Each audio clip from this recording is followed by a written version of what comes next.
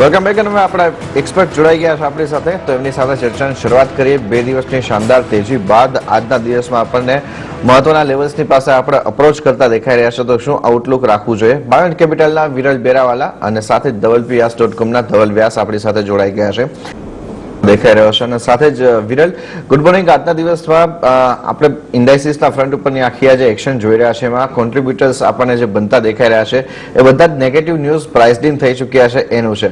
પણ હવે બજાર અહીંયાથી જે પ્રમાણેના ગ્રોથ માટેની એક્સપેક્ટેશન રાખી રહ્યું છે એને આપ ફંડામેન્ટલી કેવી રીતના જોઈ રહ્યા છો? આપણે એ પ્રકારના growth domestic as well as international માર્કેટમાં પેન આઉટ થતા જોઈ રહ્યા છીએ? Good morning. તો આપણે ફંડામેન્ટલ્સની વાત કરીએ તો લગભગ પહેલા ઇન્ટરનેશનલ ફંડામેન્ટલ્સની વાત કરીએ અને પછી ઇન્ડિયા પર આવીએ તો લગભગ અડધા S&P 500 લગભગ S&P 500 કંપનીઝે રિપોર્ટ કર્યું છે. લગભગ 70% જે એસ્ટિમેટ્સ હતા એ બીટ કર્યા છે. તો જનરલી જે રિઝલ્ટ સિઝન હતી એટલી સારી રીતે સ્ટાર્ટ નહોતી થઈ, પણ હવે જે છેલ્લા અમુક રિઝલ્ટ આવ્યા છે, બિગ ટેક છે જે બહુ ઇમ્પોર્ટન્ટ છે તેના માટે, તો એક્સેપ્ટ ફેસબુક જે મેટા કરીને હવે નામ છે એ છોડીને જનરલી રિઝલ્ટ સારા છે. ગઈકાલે રાત્રે પણ એપલ એમેઝોનના નંબર સારા હતા. એના પછી ડાઉ પોસ્ટ માર્કેટ પણ ઉપર હતું અને નેસ્ડેક પણ.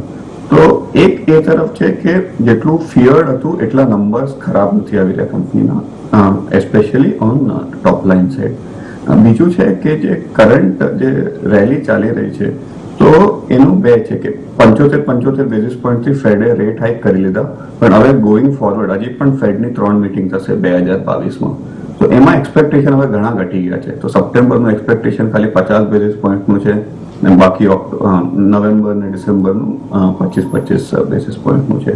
તો એટલે માર્કેટનું વ્યૂ જે છે કે inflation no longer problem, recession problem થઈ શકે. યુએસ ઓલરેડી ટેકનિકલ રિસેશનમાં છે. ગઈકાલે second consecutive quarter year on year decline આવ્યું યુએસનું. તો યુએસ ઓલરેડી ટેકનિકલ રિસેશનમાં છે, પણ એના લીધે ફેડનું ટાઇટનિંગ છે થોડું ઓછું થશે અને એના લીધે માર્કેટમાં લિક્વિડિટી બનેલી રહેશે. તો એ અત્યારે લિક્વિડિટી ડ્રિવન છે. તો ફંડામેન્ટલ ખરાબ નથી, ઠીકઠાક છે. ઉપરથી લિક્વિડિટી સારી રહેશે તો એના લીધે માર્કેટ્સની આજે 10-11% રેલી છે એ છે ને હજી પણ ચાલી શકે, એટલે મોર લેસ ટુ રન. સ્પેસિફિકલી ઇન્ડિયાના ફંડામેન્ટલ જોઈએ તો બેન્કિંગના રિઝલ્ટ જનરલી સારા આવ્યા છે અને અક્રોસ પેરામીટર્સ બોથ, એટલે કે માર્જિન જે નિમ હોય નેટ ઇન્ટરેસ્ટ માર્જિન પણ બેંક્સે મેન્ટેન કરી છે અને બીજું કે ગ્રોથ પણ સારું રહ્યું છે. ઓલમોસ્ટ 2 વર્ષ પછી પાછું બેન્કિંગમાં ગ્રોથ આવે છે. તો જે સૌથી મોટું સેક્ટર છે ફાઇનાન્શિયલ, તમે કહો તો ઓલમોસ્ટ નિફ્ટીનું 38% છે, તો એમાં પ્રોબ્લેમ નથી. થોડું શું જે FMCGના નંબર્સ મિક્સ થતા એ પણ એક મોટું સેક્ટર છે. આઈટી થોડું નંબર્સ ખરાબ છે, બટ આઈટીમાં ઓલરેડી સ્ટીપ કરેક્શન થઈ ગયું છે. રાઈટ. તો આ આપણને એક સિનારીઓ ઇન્ડાઇસીસના ફ્રન્ટ ઉપરના જે એક્શન દેખાઈ રહ્યા છે આપણને એના માટેનો દેખાઈ રહ્યો છે. પણ વિરલ, એક કન્સર્ન જે આપણે આ બજારની તેજી સાથે વારંવાર સાંભળવા મળ્યો છે કે આપણે જો જુલાઈ મહિનાની અંદર જોઈએ તો ઓલમોસ્ટ જે આપણે 15,200 15,400 પાસેથી નિફ્ટીને આપણે આ લેવલ સુધી પહોંચતા જ હોય છે. ત્યારે એક સવાલ સૌથી મોટો એ રહ્યો છે કે સ્ટોક સ્પેસિફિક એક્શનમાં હજુ આપણને એટલું બધું ગેઇનિંગ નથી દેખાયું. મિડ કેપ સ્મોલ કેપના ફ્રન્ટ ઉપર આપણને ખરીદદારી આવતી જોવા નથી મળી. હવે લાગે છે કે અહીંયા નેક્સ્ટ રાઉન્ડ ઓફ બાઇંગ જે છે તે કદાચ હવે આપણને cash segment mid cap small કેપમાં આવતું દેખાઈ શકે. ડેફિનેટલી. તો દર વખતે જે અપ સાયકલની શરૂઆત થાય એ એવી રીતે જ થાય કે પહેલા ફ્રન્ટલાઇન સ્ટોક્સ ચાલે ને એમાં જનરલી 1 કે 2 મોટા સેક્ટર લીડરશિપ લે. તો આ વખતે થોડી સી લીડરશિપ ઓટોની તો હતી છેલ્લા 6 મહિનાથી, બટ બેન્કિંગે લીડરશિપ લીધી આ વખતે અને પછી એ થોડું શું ધીરે ધીરે બ્રોડર માર્કેટ્સમાં થાય. તો 4 થી 6 વીક 8 વીકના લેગ પછી થોડું બ્રોડર માર્કેટ્સમાં સ્પ્રેડ થાય.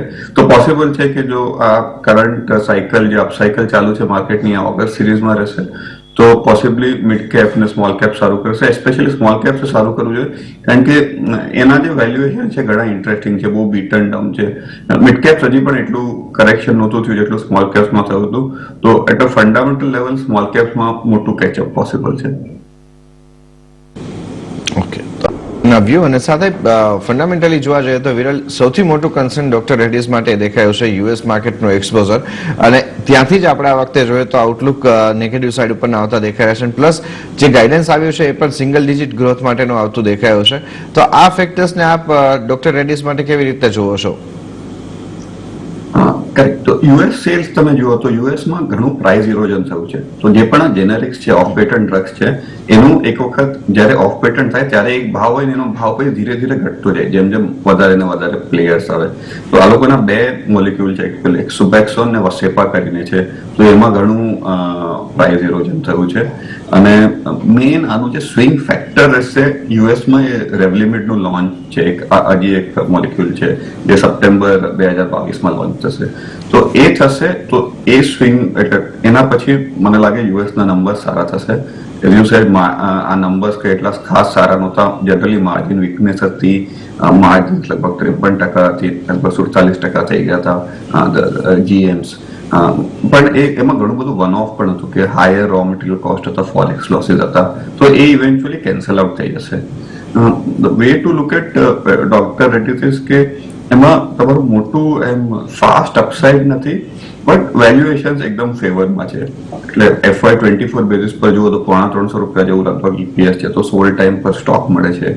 અને એમાં ખાસ કરીને જે ઇન્ડિયાનું જે છે, ઇન્ડિયા ફોર્મ્યુલેશન બિઝનેસ છે, એમાં પાછી ગ્રોથ આવી ગઈ છે. ડબલ ડિજિટ લગભગ 12-13% જેટલી ગ્રોથ આવી શકે. તો એના લીધે જે ઇન્ડિયા બિઝનેસ છે એ સારું કરશે ને એ ઘણો વેલ્યુએબલ બિઝનેસ છે. બીજું રેડ્ડીઝમાં એ સ્ટોકમાં બીજું એક કન્સર્ન હતું જ્યારે યુક્રેન સાથે કોન્ફ્લિક્ટ થયું તો રશિયા અને CIS મોટું કમ્પોનન્ટ છે કમ્પેર ટુ અધર્સ રેડ્ડીઝ માટે. પણ એમાં પણ ગ્રોથ ઓછી થઈ રહી છે, પણ એટલીસ્ટ આમાં પણ 10%નું ગ્રોથ એક્સપેક્ટેશન છે. Despite the conflict at least Russian business પણ સ્ટેડી રહેશે. તો ઓવરઓલ એટલે બહુ high sort of return expectation નહીં રાખો, બટ સ્ટોકનું વેલ્યુએશન એકદમ એટલે 16 ટાઈમ છે, EV બેટામાં 10 ટાઈમ છે. તો મિડ રેન્જ જેવું રિટર્ન એક્સપેક્ટેશન રાખી શકો. રાઈટ. તો અહીંયા આપણને એક સારી એવી લોંગ સાઈડ ઉપરના વ્યૂ માટેની જ ધારણા બની રહી છે SBI લાઈફના ફ્રન્ટ ઉપર. અને એ સિવાય વિરલ, આ વખતના SBI લાઈફના પરિણામની અંદર બે વસ્તુ ખાસ આપણે એક નોટિસેબલ રહી છે. એક તો માર્જિનના ફ્રન્ટ ઉપર આપણે જોઈએ તો એક જબરજસ્ત પરફોર્મન્સ રહેતું દેખાઈ રહ્યું છે કમ્પેરેટિવલી આ સેગમેન્ટની અન્ય કંપનીની સરખામણીએ. અને બીજું પાછું તમે અહીંયા જોવા જાઓ તો જે આપણને VNBના ફ્રન્ટ ઉપરનું જે એડિશન આવતું દેખાયું છે વેલ્યુ ન્યૂ બિઝનેસના ફ્રન્ટ ઉપરની, એ આપણને સારી એવી આપણને ગ્રો કરતી દેખાય છે PS ની સરખામણીમાં. તો આ બંને પાસા જે છે તે અત્યારે SBI લાઈફને અત્યારે બીજા બધા કાઉન્ટર્સ કરતા વધારે એક સ્ટ્રોંગ લેવલ ઉપર આવી રહ્યા છે. ઇવન VNBના તમે ઇન્ડિવિજ્યુઅલ માર્જિન્સ પણ જો તો એ પણ આપણને એક સારા એવા સ્ટ્રોંગ બનતા દેખાઈ રહ્યા છે. તો આ પાસાને જોતા આપને લાગે છે કે આગળ જતા અહીંયા હજુ વધારે સારા પરફોર્મન્સીસ જોઈ શકીશું? ડેફિનેટલી. તો even on fundamental basis within insurance મારો પણ સૌથી પ્રિફર્ડ પિક SBI લાઈફ છે. એમાં બે વસ્તુ છે. એક કે જે પ્રોડક્ટનું જે ડિવિઝન છે બીજા બધા પાસે કમ્પેર ટુ SBI લાઈફ, બીજા બધા પાસે પ્રોટેક્શન, નોન પાર એ બધું વધારે હતું. SBI લાઈફનો જે પોર્ટફોલિયો હતો એ યુલિપ તરફ વધારે હતો. તો યુલિપમાં જનરલી માર્જિન્સ ઓછા હોય કમ્પેર ટુ અધર પ્રોડક્ટ્સ. હવે ધીરે ધીરે SBI લાઈફમાં protection both individual and group વધી રહ્યું છે. તો એના લીધે SBIના જે વેલ્યુ ઓફ ન્યૂ બિઝનેસ જે VNB માર્જિન્સ છે એ વધતા રહેશે. બિયોન્ડ અપોન 30%ની ઉપર ના જઈ શકે કારણ કે એનું સ્ટ્રક્ચર એવું છે, બટ એટલીસ્ટ અહીંયાથી પણ કમ્પેર ટુ અધર્સ જ્યાં margins may be sort of level off થઈ ગયા છે, આપણને SBI લાઈફમાં માર્જિન્સ વધતા દેખાશે. બીજું એક SBI લાઈફમાં બીજું સૌથી મોટો એડવાન્ટેજ એ છે કે હજી પણ SBIના બ્રાન્ચીસ છે એનું ફુલ્લી ટેપ નથી. આજે પણ ઘણા બધા SBI બ્રાન્ચીસમાં SBI લાઈફના પ્રોડક્ટ ફુલ્લી પુશ નથી. કેટલા બ્રાન્ચીસ તો હજી પણ SBI લાઈફ વેચતા નથી. તો એ ધીરે ધીરે આવતું રહેશે. તો પોસિબલ છે કે despite being largest private life insurer એનો ગ્રોથ હાઈએસ્ટ નહીં તો સેકન્ડ હાઈએસ્ટ રહેશે. સાઇઝ ઉપરાંત પણ એ ફાસ્ટ ગ્રો કરતું રહેશે. તો પોસિબલ છે કે 15-18% જે ગ્રોથ છે બીજા 5-7 વર્ષ આમાં સસ્ટેનેબલ રહે with sort of increasing margins. Okay. તો આ અત્યારે પર્સપેક્ટિવ આપણને અહીંયા બનતો દેખાઈ રહ્યો છે જે પ્રમાણેના અહીંયા SBI લાઈફના આંકડાઓ આવતા દેખાઈ રહ્યા છે. આજના દિવસના માર્કેટના એક્શન માટે થઈને આપણને આ બધા ફેક્ટર્સ પણ ઇમ્પોર્ટન્ટ રહેતા દેખાય છે કારણ કે પરિણામો પણ જોઈએ તો આપણને લાર્જ કેપ કંપનીઝ તરફથી અને ઇવન મિડ સાઇઝની કંપની તરફથી આપણને સ્ટ્રોંગ ફ્રૂટ ઉપર આવતા દેખાઈ રહ્યા છે. તો રીઝન બીઇંગ ધેટ કે અહીંયા આપણે બજારને આપણે ઉપરની તરફ જોઈ રહ્યા છે એમાં આ એક કોન્ટ્રીબ્યુશન પણ આપણને મેજર રહેતું દેખાય છે. બીજા પણ કેટલાક પરિણામો છે અને આજના દિવસમાં પણ જે 4 નિફ્ટી કંપનીના આંકડા આવતા દેખાવાના છે એના ઉપર વાત કરીશું, પણ એ પહેલા રોકાઈએ એક બ્રેક માટે. બ્રેક બાદ માર્કેટ મુહૂર્તમાં એની ચર્ચા આગળ વધારીએ.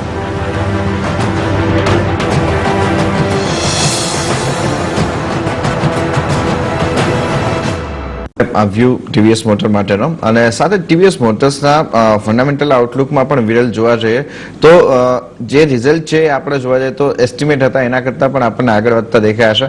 પર્ટિક્યુલરલી જે વોલ્યુમ ગ્રોથ અહીંયા મેન્ટેન કર્યો છે અને સાથે સાથે જે એક આખી સિચ્યુએશન અહીંયા માર્જિનના ફ્રન્ટ ઉપર કંપનીએ ઓપરેશનલી હેન્ડલ કરી છે એક સારી એવી મજબૂત રહી છે. આપ કેવી રીતે આ આંકડાઓને જોઈ રહ્યા છો અને આગળનો આઉટલુક કેવી રીતના અહીંયાથી જોઈ શકીશું? તો સોલિડ નંબર્સ હતા એટલે ટીવીએસમાં અક્રોસ બોથ સેલ્સ અને જેમ તમે કીધું volume growth as well as operating margins. I think operating margin પણ એ લોકોના બેસ્ટ લગભગ 13% આસપાસ રહ્યા છે. તો ડિસ્પાઇટ આટલું હાઈ રો મટીરિયલ કોસ્ટ પાછા 12% જેટલા આ વખતે ઓપરેટિંગ માર્જિન્સ હતા. અર્નિંગ પણ લગભગ ₹6.5 હતું. તો ટીવીએસમાં બેવ છે, એક તો બેઝ બિઝનેસ સારી કરી રહ્યું છે ને plus there is a play on EV. એ લોકોનું જે આઈક્યુબ કરીને પ્લેટફોર્મ છે આઈ થિંક થર્ડ છે કદાચ ઇન્ડિયામાં in terms of EV play. તો એમાં પણ એક પ્લે રહેશે. પાછું એ લોકોનું જે ક્રેડિટ બિઝનેસ છે ટીવીએસ, જે ફંડિંગનું બિઝનેસ છે ટીવીએસ ક્રેડિટ, એને પણ એકચ્યુઅલી Q1 નો રિઝલ્ટ્સનું એક ઘણું બધું રીઝન ટીવીએસ ક્રેડિટે બહુ સારું કર્યું હતું એના માટે છે. અને વેલ્યુએશન્સ કમ્પેર ટુ બજાજ કે આઈશર ઘણા સસ્તા છે. એટલે લગભગ સબસિડરીની વેલ્યુ તો કાઢી નાખીએ, જે પણ રિઝનેબલ વેલ્યુ રાખીએ આપણે ઈવી સબસિડરીની, તો બજાજ આઈશરથી સસ્તું છે, લગભગ 16-17 ટાઈમ છે. બટ એક જ છે કે કોમ્પિટિટિવ લેન્ડસ્કેપ ટફ છે, ખબર નહીં ઈવીમાં કોણ સારું કરશે. તો એ એક ઇશ્યુ આવી શકે over medium to long term. But in the short term within two wheelers TVS is the best play. Okay, તો અને ટેક મહિન્દ્રા આ બંને કાઉન્ટર છે જેના ઉપર આજે ધવલ તરફથી એક લોંગ સાઈડ ઉપરના ટ્રેડ બનતા દેખાઈ રહ્યા છે. વિરલ, યુઝ્યુઅલી આપના પાસેથી આપણે ટ્રેડિંગ કોલ નથી લેતા, પણ હવે જે પ્રમાણેનું માર્કેટના ટાઈટ ટર્ન થઈ રહ્યા છે, પ્રોફિટ બુકિંગ કરવું જોઈએ કે લોંગ જવું જોઈએ? આપના રડાર ઉપર કોઈ સ્ટોક? તો મને લાગે આઈટી ઘણું કરેક્ટ થઈ ગયું છે ઉપરથી. હજી પણ થોડું શું પ્રેશર હશે, કદાચ Q2 ના નંબર્સ સારા નહીં આવે એટલા. પણ ઘણા બધા સ્ટોક જેમ કે આઈટીમાં હવે ડિવિડન્ડ પ્લે થઈ ગયા છે, તો તમારી ડાઉનસાઇડ એકદમ લિમિટેડ છે. અને જ્યારે પણ રિવાઇવલ આવશે અપસાઇડ મોટું રહી શકે. તો એક મે બી HCL ટેક જોઈ શકીએ. ₹45 ડિવિડન્ડ રહેશે, ₹900 ભાવ છે, તો 5% ડિવિડન્ડ yield થઈ ગઈ. અને એટલીસ્ટ 10% પ્લસ ગ્રોથ બીજા 3-4 વર્ષ 5 વર્ષ રહેશે એમાં. કારણ કે ઓન ધ બેઝ ને ગિવન એ લોકો જે ઇન્વેસ્ટમેન્ટ કરી છે પાછળથી, સ્ટોક ઘણા ટાઈમથી અંડર પરફોર્મ કરે છે. બટ એ સ્ટોકનું નેચર જ એ છે, 2 વર્ષ અંડર પરફોર્મ કરશે અને સડનલી 1-1.5 વર્ષ તમને બહુ સારું રિટર્ન આપશે. ઇનફેક્ટ તમે છેલ્લા 10-12 વર્ષથી પણ જુઓ તો among large cap IT best performing stock છે. બટ સ્ટેપ્સમાં એ સ્ટોક મૂવ કરે તો એક HCL ટેક કન્સિડર કરી શકો. ઓકે, માટેની એડવાઇસ નથી બની રહી, પણ તમારી અને સેલિંગ કરવા માટેની પણ તક નથી, પણ તમારી પોઝિશન છે જ્યાં પ્રોફિટ થઈ રહ્યો છે સારો, તો ત્યાં એક વખત થોડું બુકિંગ કરવા માટેની પણ એડવાઇસ અહીંયા બનતી દેખાય છે. આજ સવારે પણ વાત થઈ રહી હતી આપણા એક્સપર્ટ સાથે, ત્યારે પણ એક આ વ્યૂ હતો કે થોડું અહીંયા આ લેવલ ઉપર એક વખત પ્રોફિટ બુકિંગ માટેનું પણ ધ્યાન રાખીને ચાલવાની સલાહ બનશે. એ સાથે જ આપણે જોઈએ તો જે બીડ સેટલ થયા છે એની સાથે આપણને કેટલાક એવા કાઉન્ટર્સ છે જેના ફ્રન્ટ ઉપર આજે આપણને ખાસ ધ્યાન રહેતું દેખાશે. HDFC લિમિટેડ છે, પરિણામ આવવાના છે. પહેલાનું એક્શન અહીંયા આપણે જોઈએ તો ઓવરઓલ બેન્કિંગ સ્પેસમાંથી અને આપણે ફાઇનાન્સ કંપનીઝના જે આંકડાઓ આવતા દેખાઈ રહ્યા છે એના ફ્રન્ટ ઉપરથી પોઝિટિવ સાઇડનું ટર્ન થતું દેખાયું છે. વિરલ, HDFC લિમિટેડને આપ કેવી રીતે જોવો છો? પરિણામ પહેલાની આપની કોઈ એક્સપેક્ટેશન અહીંયા બની રહી છે?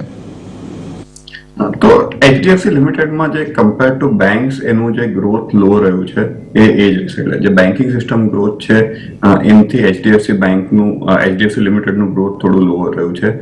પાછું એના જે સબસિડિયરીઝના જે રિઝલ્ટ છે એ પણ એવરેજ જ હતા. એટલે તમે HDFC, AMC કે HDFC લાઈફ કન્સિડર કરો તો ને સ્ટોક જે છે HDFC લિમિટેડ નો સ્ટોક જે ચાલશે એ at a discount to HDFC bank ચાલશે. એટલે જ્યાં સુધી આખું મર્જર નથી થતું HDFC બેંક લિમિટેડના રિઝલ્ટનું એટલું ઇમ્પેક્ટ નહીં રહે. બેઝિકલી જે 5-6%, 7% પ્રીમિયમ ડિસ્કાઉન્ટ છે HDFC બેંકથી, એવી રીતે જ HDFC લિમિટેડ ટ્રેડ થશે. અને જેમ જેમ વધારે ને વધારે ક્લિયરન્સીસ મળતા જશે જુદા જુદા રેગ્યુલેટરથી, આ જે ડિસ્કાઉન્ટ છે જે મર્જર રેશિયોના હિસાબે ટુ HDFC બેંક એ ઘટતું રહેશે. ઓકે, તો ત્યાં આપણને વ્યૂ બનતો દેખાઈ રહ્યો છે, જે પ્રમાણેનું પ્રાઇસ એક્શન ત્યાંથી આપણને બિલ્ટઅપ થતું દેખાઈ રહ્યું છે. સ્ટોક સ્પેસિફિક એક્શન પણ મજબૂત છે, ઇન્ડેક્સ લેવલના એક્શન પણ અત્યારે મજબૂત થતા આપણને દેખાઈ રહ્યા છે, પણ ઉપરના લેવલ ઉપર થોડુંક હવે અહીંયા કોશિયસ બનવાની સલાહ બનતી પણ જોવા મળી રહી છે એક્સપર્ટ્સ તરફથી આપણા. એ સાથે જ એક કાઉન્ટર જોવા આજે ઓટો સ્પેસમાંથી જ્યાં એક્શન દેખાઈ રહી છે, પહેલા M&M નું જોઈ શકીએ છીએ, 1.5% મજબૂતી અહીંયા આપણને આવતી દેખાય છે, અને આઈશર મોટર્સ આ બંને કાઉન્ટર આપણને સ્ટ્રોંગ ટ્રેન્ડ દેખાડી રહ્યા છે. એક વખત પહેલા વિરલ આપનો વ્યૂ અહીંયા આ બંને સ્ટોક ઉપર શું બની રહ્યો છે, કારણ કે ઓટો સેક્ટરમાં આ બંને કાઉન્ટરે એક સારી એવી લીડ આપણને બતાવી હતી. તો પહેલા M&M ની વાત કરીએ તો M&M માં શું થયું છે કે છેલ્લા જે 2 ક્વાર્ટરથી એક તો રિઝલ્ટ સારા આવે છે, હજી જૂન ક્વાર્ટરનો એના નંબર્સ નથી આવ્યા. બીજું છે કે વિથ ગુડ મોન્સૂન્સ એક જે રૂરલ પ્લે માટે જો સ્ટોક જોઈએ તો ક્યાં તો FMCG કંપનીઝ કરી શકો, પણ FMCG માં જે સોર્ટ ઓફ ઓલરેડી મૂવ આવી ગયો છે, મહિન્દ્રા એક સીધું ક્લિયર પ્લે છે ફોર રૂરલ, તો એટલે M&M સારું કરે છે. બાકી ટ્રેક્ટર્સની જે સાયકલ છે એ પણ છેલ્લા 3 વર્ષથી નરમ હતી, અને જ્યારે સાયકલ રિવાઇવ થાય તો જનરલી 3 વર્ષ કે 4 વર્ષના સાયકલમાં મૂવ થાય, 2-3 વર્ષ ખરાબ પછી 2-3 વર્ષ સારા, તો એ રીતે મૂવ થાય. તો પોસિબિલિટી છે કે હવે આ વર્ષથી ટ્રેક્ટરની પોઝિટિવ સાયકલ ચાલુ થશે. જે એનું પેસેન્જર કાર બિઝનેસ છે એમાં જે XUV 700 છે એની ઓર્ડર બુક ડિસ્પાઇટ થોડું શું સેમિકન્ડક્ટરના જે ઇશ્યુઝ સોલ્વ થયા છે તો પણ ઓર્ડર બુક હજી પણ સ્ટ્રોંગ છે, તો હજી એટલે ફોલો ઓન બુકિંગ હજી પણ ચાલુ છે મહિન્દ્રામાં. તો મહિન્દ્રાએ મતલબ સ્ટોકે ઘણું સારું કર્યું છે ઓવર લાસ્ટ 3-4 મંથ્સ, પણ હજી પણ એમાં મોમેન્ટમ ચાલુ રહી શકે. રાઈટ, તો વ્યૂ બનતો દેખાઈ રહ્યો છે. મિડ સાઇઝના ફાર્મા કંપનીઝ છે એના ઉપર પણ એક પોઝિટિવ ધ્યાન બનતું દેખાઈ શકે તેમ છે. સાથે જ વિરલ, આજે બજાજ ફિન્સર્વ જે પ્રમાણેનું ફોલો બાઇંગ આપતું દેખાઈ રહ્યું છે, અહીંયા આપનું ધ્યાન શું બની રહ્યું છે? તો બજાજ ફિન્સર્વમાં એટલે 2 પાર્ટ છે, એક તો જે ઇન્સ્યોરન્સ બિઝનેસ છે એ, ને બીજું જે બજાજ ફાઇનાન્સમાં જે હોલ્ડિંગ છે. પહેલા જે એ લોકોનો ઇન્સ્યોરન્સ બિઝનેસ છે એમાં specially life insurance business last year એકદમ સ્ટેન્ડ આઉટ પરફોર્મન્સ હતું, બેસ્ટ પરફોર્મિંગ ઇન્સ્યોરન્સ સ્ટોક હતો વિધિન પ્રાઇવેટ સેક્ટર બેંક્સ. અને જે એક્સિસ બેંકની ચેનલ છે જેમાં ખાલી મેક્સ ને LIC વેચાતું હતું, એક બજાજ વેચાવાનું ચાલુ થયું છેલ્લા 2 વર્ષથી, ને ઘણું બધું માર્કેટ શેર એ લોકોએ એક્સિસ બેંક ચેનલમાં કેપ્ચર કર્યું. તો even on a high base Bajaj life સારું કરી રહ્યું છે ઇન ધ ઇન્સ્યોરન્સ સેગમેન્ટ. હવે બજાજ જનરલ ઇઝ ઓકે, બાકી બધા જનરલ ઇન્સ્યોરન્સ જેવું જ પરફોર્મ કર્યું છે. થર્ડ સેગમેન્ટ જે છે બજાજ ફાઇનાન્સ, તો એના નંબર્સ આવ્યા, અને બજાજ ફાઇનાન્સમાં આ વર્ષે લગભગ 25-30% ગ્રોથ આવવાનું એસ્ટિમેટ છે. મારા હિસાબે ક્લોઝર ટુ 30% થશે. સો in a way Bajaj finance is like a fintech company in terms of કે લોકોએ જે વોલેટ, પેમેન્ટ એપ્સ એના પર જે બધું એક્સપેન્સીસ કર્યો છે છેલ્લા 1 વર્ષથી, હવે ધીરે ધીરે રિયલાઇઝ થશે. થોડું શું જે કોસ્ટ ઓફ ફંડનું ઇમ્પેક્ટ જે બધા NBFCsમાં આવશે, કે આ વર્ષે થોડું શું કોસ્ટ ઓફ ફંડ થોડું હાઈ રહેશે, એ બજાજ ફાઇનાન્સમાં પણ આવશે, બટ બાકી બધા જેટલો ઇમ્પેક્ટ નહીં રહે. તો ઓવરઓલ આ બધા રીઝન્સને લીધે, ને પ્લસ ઓફકોર્સ જે થોડું રિટેલને સારું લાગે, સ્પ્લિટ ને બોનસનું, તો દેટ ઇઝ ઓલ્સો હેપન. તો હવે સ્ટોક જે આટલો 14,000 છે ઘણા 1/10 પર ટ્રેડ થશે, તો એ પણ થોડું શું ટેકનિકલ ફેક્ટર છે એના માટે. તો આપણને વ્યૂ બનતો દેખાય હશે શ્રીરામ ટ્રાન્સપોર્ટ ફાઇનાન્સના ફ્રન્ટ ઉપરનો. અને એ સાથે જ આજે ફાઇનાન્શિયલ ફ્રન્ટ ઉપર M&M ફાઇનાન્શિયલનું એક કાઉન્ટર જો વિરલ, ઓલમોસ્ટ આ આંકડાઓ આના જબરજસ્ત સ્ટ્રોંગ આવતા દેખાઈ રહ્યા હતા, મોમેન્ટમ સ્ટોકનું સ્ટ્રોંગ ચાલી રહ્યું હતું, પણ પરિણામ બાદ કન્ટિન્યુઅસ આપણને આ સતત બીજો દિવસ દેખાઈ રહ્યો છે જ્યાં પ્રોફિટ ટેકિંગ આવતું દેખાઈ રહ્યું છે. શું ધ્યાન M&M ફાઇનાન્શિયલ્સ માટે આપનું બની રહ્યું છે? તો 2 વસ્તુ છે, તો આમાં પોઝિટિવ્સ પહેલા કહી દઉં ને પછી આપણે નેગેટિવ્સ પર આવીએ જેના લીધે પ્રોબેબલી સ્ટોક નીચે જાય છે. તો એક તો છે કે છેલ્લા 3 વર્ષથી ગ્રોથ ખરાબ હતી, હવે ફાઇનલી FY23માં ગ્રોથ સારી આવી જોઈએ, લગભગ 20% જેવી ગ્રોથ આવવી જોઈએ. તો એક એ છે. જે આપણે રૂરલની વાત કરી, તો જે M&M માટે સારું છે એ M&M ફાઇનાન્સ માટે પણ સારું છે, કે જો રૂરલ સેક્ટર સારું કરવાનું છે તો M&M ફાઇનાન્સ એક સોર્ટ ઓફ પ્રોક્સી પ્લે છે. તો જનરલી જ્યારે રૂરલે સારું કર્યું છે ત્યારે M&M ફાઇનાન્સે સારું કર્યું છે. તો આ 2 સોર્ટ ઓફ પોઝિટિવ્સ છે. ઓફકોર્સ M&M સારું કરે છે તો ઘણું બધું M&Mના વ્હીકલ્સનું ફંડિંગ પણ M&M ફાઇનાન્સથી થાય છે, તો એ પણ હજી એક રીઝન છે કે ગ્રોથ સારું રહેશે. ઇસ્યુ શું છે? ઇસ્યુ એક છે કે કોસ્ટ ઓફ ફંડ જે છે, કારણ કે ઇન્ટરેસ્ટ રેટ વધ્યા છે તો કોસ્ટ ઓફ ફંડ્સ બધા એનબીએફસી માટે વધ્યા છે. એ જનરલી બેંક કરતા એનબીએફસી માટે ખરાબ હોય, તો એ કોસ્ટ ઓફ ફંડ વધ્યા છે અને એના લીધે M&M ફાઇનાન્સના માર્જિન્સ પ્રેશરમાં રહેશે. બીજું જે બિઝનેસ મોડેલ છે એ બહુ ઓપરેશન્સ હેવી છે, એટલે કે જે કલેક્શન્સ હોય, પૈસા પાછા લેવાના હોય જે આપ્યા હોય, તો એનું કોસ્ટ ઘણું વધી રહ્યું છે. તો એ પણ ઇવેન્ચ્યુઅલી પ્રોફિટ્સને ઇમ્પેક્ટ કરે છે અને કરતું રહેશે. એમાં કઈ એ લોકોનું જે ટેક બેકબોન કે એવું નથી કે ઓપરેશનલી સારું થઈ શકે. અને લાસ્ટલી જે રાઇટ ઓફ છે રૂરલમાં અને જીએનપી એ મોડરેશન છે, એ હજી પણ એટલી સ્પીડથી ઘટ્યું નથી જે બેંક્સમાં થાય છે. તો આ બધા રીઝન્સના લીધે એ સ્ટોક પ્રેશરમાં છે. બીજું છે કે છેલ્લા 5-6 વર્ષથી 2-3 સારા ક્વાર્ટર આવે પછી ડિસઅપોઇન્ટમેન્ટ આવે, તો એના લીધે સ્ટોક થોડો ડીરેટ થઈ ગયો છે ને હવે પણ લગભગ 1.5 to 2 ટાઈમ બુક પર ટ્રેડ થાય. ખરાબ માર્કેટમાં તો 1 ટાઈમ બુક તરફ થઈ જાય છે. તો અગેન એટ 200 આસપાસ એના હાયર સોર્ટ ઓફ રેન્જની તરફ જતો રહ્યો, ઓલમોસ્ટ 1.7 1.8 ટાઈમ બુક થઈ ગયું હતું. તો આ બધા રીઝન્સના લીધે પ્રોબ્લી સ્ટોક સારું નથી કરી રહ્યું. ઓકે, કરો 410 સુધીના લક્ષ્યાંક અહીંયા આપણને બનતા દેખાઈ શકે છે. એના ઉપર તમારે ખાસ ધ્યાન રાખવાનું રહેશે. અને આ રિયલ એસ્ટેટ સ્પેસ આરબીઆઈની મીટિંગ પહેલા ફરી પાછું બસ થતું દેખાઈ રહ્યું છે. લાસ્ટ ટાઈમ પણ આપણે આવો એક સિનારીઓ જોયો હતો. શું લાગે છે વિરલ, આપને રિયલ એસ્ટેટ સ્પેસ માટે પ્રોફિટ બુક કરવાનું કે હજુ પણ પોઝિશન હોલ્ડ ઉપર રાખવાનું કહેશો? રિયલ એસ્ટેટ આપણે એટલે થોડું લોકલ સેક્ટર છે, તો આપણે સિટી સ્પેસિફિક જોવું જોઈએ કે કયા સિટી સારું કરે છે ને ક્યાં એટલું સારું નથી.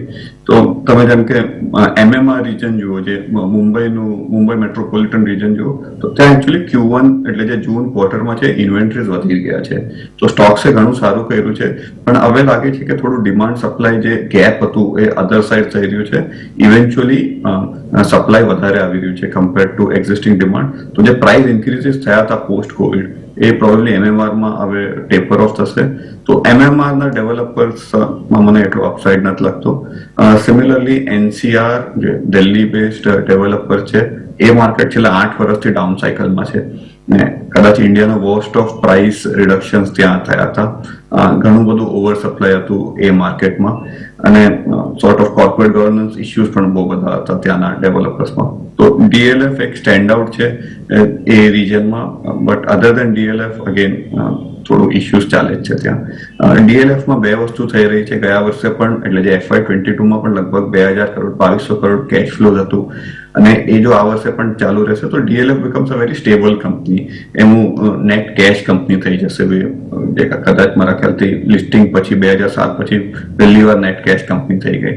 ને એની જે સબસિડિયરી છે રેન્ટલની DCCDL, એનામાં પણ બહુ મોટું અપસાઇડ આવશે, લગભગ 4700 કરોડનું રેન્ટલ આવી જશે. તો DLF becomes a stable company.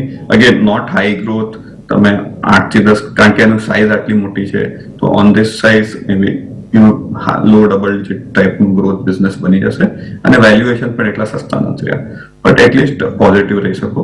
Bangalore developer જે છે ત્યાં એ સેક્ટર હજી સારું કરી રહ્યું છે.